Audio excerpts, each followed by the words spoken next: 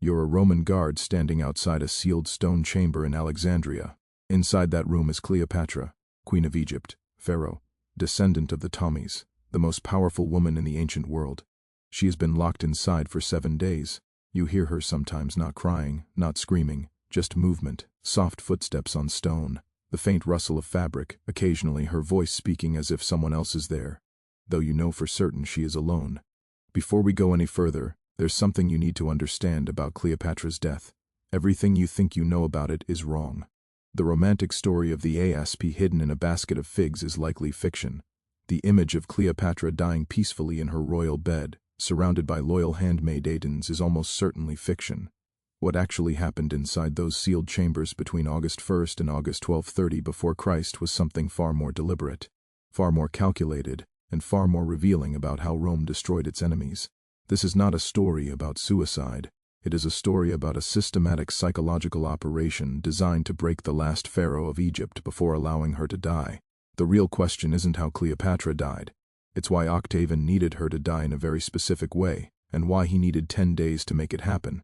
If understanding how power operates at its most controlled and calculated matters to you, consider subscribing. This channel exists to expose the mechanisms of domination that shaped ancient civilizations in ways romantic history prefers to ignore. Let me show you what really happened during Cleopatra's final 10 days alive. The destruction began on August the 1st, 30 before Christ. Inside the tomb Cleopatra had built for herself, Mark Antony was dying.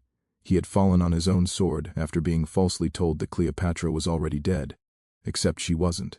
She had barricaded herself inside her tomb with her 2 most loyal handmaidens, and as much treasure as she could carry. The tomb stood near the Temple of Isis, a solid stone structure 2 stories high, massive wooden doors, no easy access points, built like a fortress because Cleopatra understood that in death, she would need the same protection she demanded in life. Antony was bleeding out at the base of the tomb. His men begged Cleopatra to open the doors. She refused. She couldn't risk it. Octavian soldiers were minutes away.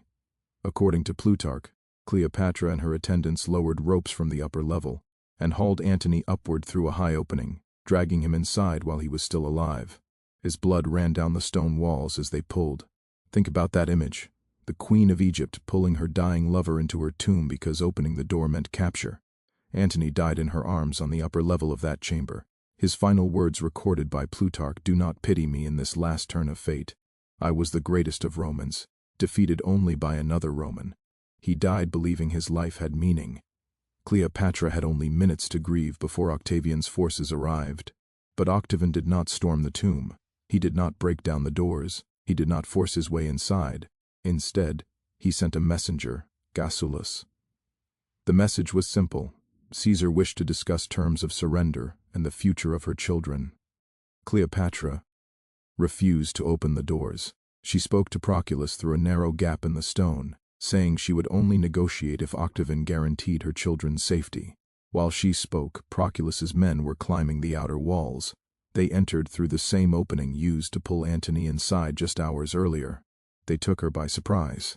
Cleopatra reached for a dagger hidden in her clothing and tried to kill herself. But the soldiers were ready. They tackled her, disarmed her, restrained her. According to Cassius, Cleopatra screamed as they seized her. "You will not take me alive to Rome. You will not parade me. Kill me now." But the soldiers had explicit orders. Keep her alive. Use whatever force was necessary. Do not let her die. They carried her from the tomb, transported her to the palace, sealed her inside a guarded chamber on the 2nd floor. That moment, August the 1st, was when the real destruction began. Octavian didn't simply want Cleopatra dead. He needed something specific from her death, and that required time. Egypt, the wealthiest kingdom in the ancient world, was now his. But in Rome he faced a problem. He had just won a civil war. Romans killing Romans. Blood spilled by citizens against citizens. He needed to justify it. He needed to transform a civil war into something easier to accept. A war against a foreign enemy.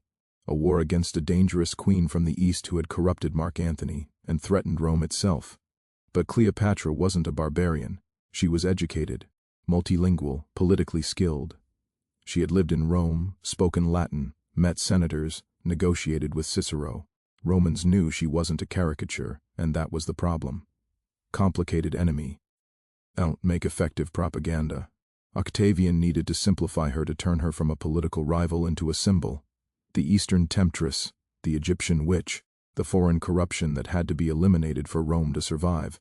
And above all, he needed to parade her through the streets of Rome in his triumph alive because Cleopatra knew exactly what that parade meant, and she would rather die than let it happen. But Octavian had 10 days to make sure she didn't. Octavian needed the Roman people to see the dangerous queen defeated, humiliated, broken. Roman triumphs followed a formula. A defeated enemy king or queen was led through the streets of Rome in chains, displayed to the crowd, publicly degraded, and at the end of the parade, traditionally executed in the Talanoman prison. This was how Rome celebrated victory through ritualized humiliation of the conquered. Octavian's entire political future depended on that spectacle, on parading Cleopatra through Rome as living proof that he had defeated the East. But Cleopatra understood that formula. She had seen triumphs before. She had been in Rome in 44 before Christ during Caesar's GIC triumph. She had watched as Vercingetorix, the GIC king, was dragged through the streets in chains and then strangled to death in the Tullium. She knew exactly what Octavian intended for her. 2 wills in direct opposition, 10 days to resolve the conflict. This is how Octavian approached the problem. The chamber where Cleopatra was held was chosen carefully. 2nd floor of the palace. 1 door, 1 small window too narrow for a person to pass through. Guards stationed outside day and night, everything potentially dangerous removed. No knives, no daggers, no ropes, no sharp objects of any kind. According to Plutarch, they even searched her clothing and hair every single day. Checked for hidden weapons, checked for poison, checked for anything she might use to kill herself. Cleopatra was stripped of everything except basic clothing, and placed alone in an empty stone room. But Octavian's strategy went beyond confinement. He didn't just need to prevent her from dying, he needed to break her desire to die. Think about the psychology. Cleopatra wanted death because death meant dignity, death meant control, death meant Octavian could never parade her through Rome. So Octavian had to reverse that instinct. He had to make her want to live. And to do that, he used the one thing she could not surrender: her children. Cleopatra had 4 children. Caesarion, her son with Julius Caesar, was 17. The younger 3 twins, Alexander Helios and Cleopatra Selene, both 10, and the youngest, Tommy, just 6, were Marconones. Octavian's men separated them from their mother immediately, moved them to different parts of the palace, kept them under guard. On August 2nd, the day after Cleopatra's capture, Octavian sent another messenger, not Proculius this time, but Gaius Cornelius Gallus, poet, soldier, diplomat. The message was precise, controlled, elegant in its cruelty. Caesar wishes you to know that your children are being well cared for. Their future depends entirely on your cooperation. Should anything happen to you, Caesar cannot guarantee their safety. Caesarion, in particular, is in a very delicate position. Cleopatra understood immediately. Caesarion was Julius Caesar's biological son. That alone made him a threat to Octavian, whose authority rested on being Caesar's adopted heir. If Cleopatra died, Caesarion would be unprotected. He would be killed. But if Cleopatra lived, if she cooperated, if she submitted, if she allowed herself to be used, then maybe Caesarion would survive. Maybe all of her children would. This was the trap. Octavian gave Cleopatra a reason to live that directly contradicted her reason to die. Her dignity demanded death. Her children demanded survival.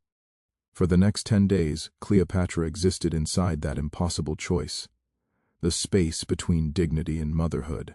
On August 3rd, the pressure escalated. Octavian sent architects to her chamber. They arrived with measuring rods, marked ropes, wax tablets for notes. They measured her height, her approximate weight, the dimensions of her body. According to Plutarch, based on testimony from one of Cleopatra's surviving handmaidens, the queen asked what they were doing. Preparing for Caesar's triumph. One of the architects replied, "The display must be properly constructed to accommodate you." Think about the impact of that moment. They were measuring her like an object, like furniture, like a figure to be built into a structure. They weren't just collecting measurements. They were delivering a message. This is happening. You are going to Rome. We are building the cage now. And they returned the next day, August 4th, then August 5th, then August 6th. Each day more measurements, more questions. What clothing would she wear? What jewelry would Roman audiences recognize? Whether she would be in chains or simply restrained. They discussed it in front of her, debated details, the presentation, the visual effect. They spoke about her humiliati on as if it were an artistic project. This was not planning, this was conditioning. Every day the architects returned. Death became more appealing. But every day Octavian balanced that pull with another message. Reports about her children. Caesarion asked after you today. He's worried, he needs his mother. Pull her toward death with the horror of the triumph. Pull her back toward life with fear for her children. And trap her between the two. Cleopatra was alone in that chamber. Her two handmaid maidens who had been with her in the tomb, Iarès and Charmian, were kept in separate rooms. She could hear them sometimes, their voices carrying faintly through the stone, but she was not allowed to speak to them, no one to talk to, no one to plan with, no one to share the weight of the impossible choice she was being forced to make. According to Cassius Dio, Cleopatra repeatedly asked to see her children and was refused every time, not until Caesar is certain of your cooperation. But she could hear them. The palace walls were stone and sound traveled easily. Sometimes she heard the younger children playing, laughter drifting through the narrow window too small for anyone to climb through. Think about that torture, hearing your children nearby, knowing they are close enough to hear but not close enough to touch, not knowing whether the sounds are real or staged, not knowing if they are safe or if the sounds are part of the manipulation. Modern psychology would call this learned helplessness. Strip someone of agency, remove their choices, make them dependent on their captor for even the most basic information about the people they love. Octavian was executing that process with precision. By August 7th, according to Plutarch, Cleopatra stopped eating. When guards brought food, she refused it. She sat in the chamber, silent, staring at the stone walls. The guards reported this immediately. Octavian's response was not to force her to eat. It was to bring Caesarion. For the first time in 6 days Cleopatra saw her oldest son. The meeting was brief. Guards stood close the entire time, but Plutarch records what Caesarion said to his mother. "Please eat. Please take care of yourself. I need you. We all need you." Then the guards took him away. That night, Cleopatra ate, and that tells you everything. The threat to her children was no longer abstract. It had a face, a voice, a plea. How do you choose death when your son is begging you to live? On August 8th, Octavian came himself. It was the first time he had spoken directly to Cleopatra since her capture. He came alone except for guards stationed outside the door. We don't have a complete record of what was said, but fragments survive. From Plutarch, who interviewed survivors. From Cassius Dio, who had access to Roman records. From Strabo, who was in Alexandria shortly after these events. The offer was simple. Participate willingly in the triumph. Walk through Rome under your own power, not in chains. Retain some dignity in defeat. In exchange, your children live. All of them, including Caesarion. They will be raised in Rome as wards of the state, educated, protected, given futures refuse, and Caesarion dies the day you die. The younger children might survive. They might not. No promises were made. Cleopatra asked for time to consider. Octavian gave her 3 days. After that, we sail for Rome with or without your Cooper. Asian, choose. This is the brilliance of the trap. Octavian wasn't offering an escape. He was offering justification, a way for Cleopatra to tell herself that enduring humiliation served a higher purpose. That surrender was not weakness, but sacrifice for her children. It was a lie. Octavian was never going to spare Caesarion. The boy was too dangerous. But Cleopatra didn't know that yet. For 3 days, she lived suspended between hope and despair. Then on August 11th, 30 before Christ, something changed. We don't know exactly what happened. The sources are unclear, fragmented, but something made Cleopatra understand the truth. Maybe she overheard God speaking. Maybe someone loyal to her managed to pass a message. Maybe she simply understood Octavian well enough to see through the performance. However it happened, by August 11th, Cleopatra knew Caesarion was going to die. The negotiations were theater. The promises were hollow. Cooperation would change nothing. Octavian intended to kill her son regardless of what she chose. According to Plutarch, Cleopatra then requested permission to visit Antony's tomb. She said she wished to make offerings to honor his memory before the journey to Rome. It was a reasonable request, and Octavian granted it. She was taken to the tomb under heavy guard, allowed inside for 1 hour. The soldiers watched as she made offerings. watched her pray, watched her pour libations over the place where Anthony had died. They did not see her palm, the small clay vial hidden within the tomb's wall. They did not notice her slipper into her clothing. When she was returned to her chamber, Cleopatra asked for a meal. She specifically requested figs, fresh fig, from the market. The guards inspected the basket carefully. They looked for hidden weapons, poison, anything dangerous. They saw only fruit. They let it through. This is where the story of the snake enters. The popular version claims Cleopatra hid an asp, an Egyptian cobra, inside the basket of figs. It's dramatic, symbolic. The cobra was associated with Egyptian royalty, but several ancient historians, including Strabo, doubted that account. The timeline doesn't align. The symptoms recorded don't clearly match cobra venom, and snakes are notoriously unreliable as methods of suicide. What makes more sense based on the evidence is that Cleopatra had obtained poison earlier, that she hid it in Antony's tomb during the days she was barricaded there, and that she retrieved it during her final visit. What happened next would end the 10 days and decide whether Cleopatra died broken or in control. The exact method matters less than what happened next. August 12th, 30 before Christ. Early morning, the guards outside Cleopatra's chamber heard nothing unusual. No screams, no struggle, just silence. Around the 3rd hour, they opened the door to bring her breakfast. Cleopatra was dead. She lay on a golden couch dressed in royal regalia. Her 2 handmaidens were with her. Iris was already dead at the foot of the couch. Charmian was still alive, using her remaining strength to straighten the diadem on Cleopatra's head. According to Plutarch, one of the guards asked her, "Was this well done?" Charmian replied, "Extremely well fitting for a descendant of so many kings." Then she died. Cleopatra was 39 years old. This was not a suicide born of despair. It was a final act of control. For 10 days, Octavian had tried to break her, tried to make her choose life so he could parade her through Rome, tried to use her love for her children to force her to surrender her dignity. Her death was her refusal, her final message. You can take my kingdom, you can destroy my line, but you cannot take my choice, you cannot parade me, you cannot have that victory. She died on her own terms, dressed as a queen surrounded by the symbols of power. Octavian had worked so carefully to strip away, but here is the final cruelty. Octavian won anyway. He could not parade the real Cleopatra, so he built a substitute, a statue, an effigy. During his triumph in Rome, a massive image of Cleopatra with a snake attached to her arm was carried through the streets. The Roman crowd saw Cleopatra in Octavian's triumph, saw her defeated, saw her reduced to the image he wanted them to remember. The propaganda worked. The version of Cleopatra as the exotic Egyptian seductress who died by snakebite became the story that survived for 2,000 years. And Caesarion, the child. Cleopatra died believing she might save, was murdered 3 weeks later. Octavian sent assassins to intercept him as he fled toward India. Julius Caesar's only biological son, 17 years old, was killed on the road in the Egyptian desert. The younger children survived. They were paraded in Octavian's triumph in place of their mother.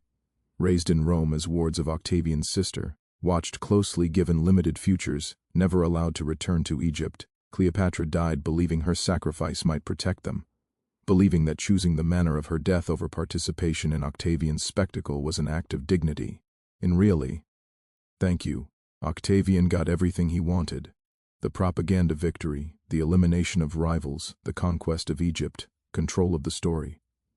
Cleopatra's death bought nothing except the way she died, and that is what those 10 days reveal about power at its most systematic.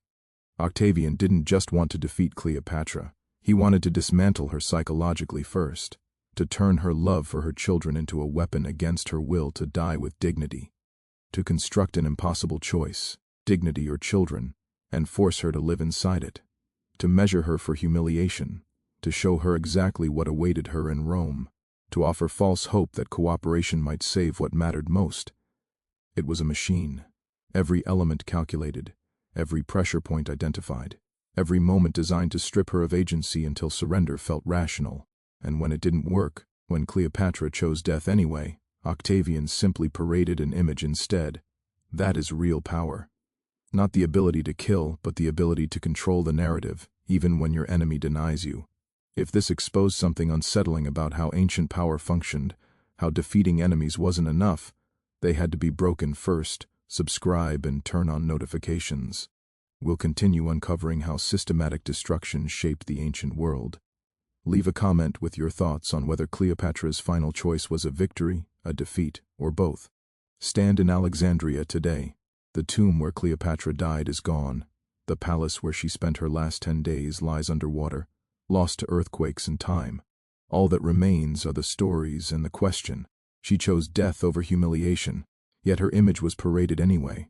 She died to protect her children, yet Caesarion was killed. She controlled the manner of her death, but not the story that followed. Those 10 days between August the 1st and August 12th reveal something essential about power and agency. Sometimes the only choice left is how you lose. Sometimes dignity costs everything and buys nothing except the knowledge that the choice was still yours. Cleopatra died a queen alone in a sealed stone room, accompanied only by 2 loyal handmaidens. She failed to save her kingdom, failed to save her children, succeeded only in denying Octavian the satisfaction of parading her living body through Rome. Whether that was enough, whether it mattered, is the question that echoes across 2,000 years. Remember those 10 days. Remember what Octavian built, a psychological machine designed to break the last pharaoh of Egypt before her death.